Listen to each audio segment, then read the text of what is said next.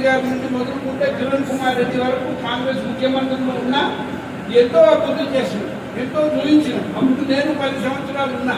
ఒకసారి సిద్దిపేట పార్లమెంట్కి ఎంపీగా ఉండి 1,00,000 ఓట్లతో గెలిచిన సంగతి. అదేవిధంగా మల్కాజ్గిరి పార్లమెంట్కు 1,00,000 పైకి ఓట్లతో నేను గెలిచిన అంటే ఎందుకు గెలిచిన? కేవలం ప్రజలను ఆకర్షించిన, సేవ చేసిన, అందుబాటులో ఉన్న, పిలిస్తే పలికిన, నా దగ్గరికి వస్తే ఆదరించిన, అందరి కష్టాలు నా కష్టాలుగా భరించిన. కాబట్టే ప్రజలు ఆ విధంగా దీవించిండ్రు, ఆశీర్వదించారు.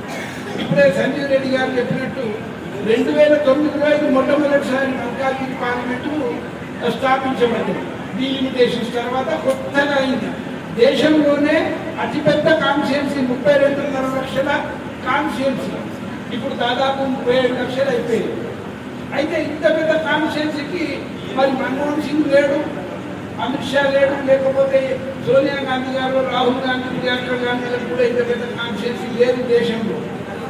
ఆ రోజు జనరల్ సీటు సర్వసత్నాన్ని ఎక్కడ తెలుసుకోరు?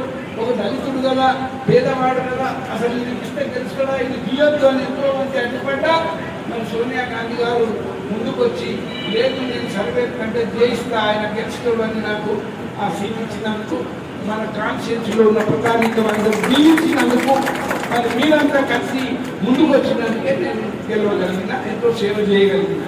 అదృష్టానికి కేంద్ర మంత్రి కూడా ఆయన. నేను ఎప్పుడు చెప్తూ ఉంటా, నన్ను కన్న తల్లి నా సొంత తల్లి అయితే నాకు రాజకీయ పునర్జన్మనిచ్చిన నా తల్లి సోనియా గాంధీ గారు.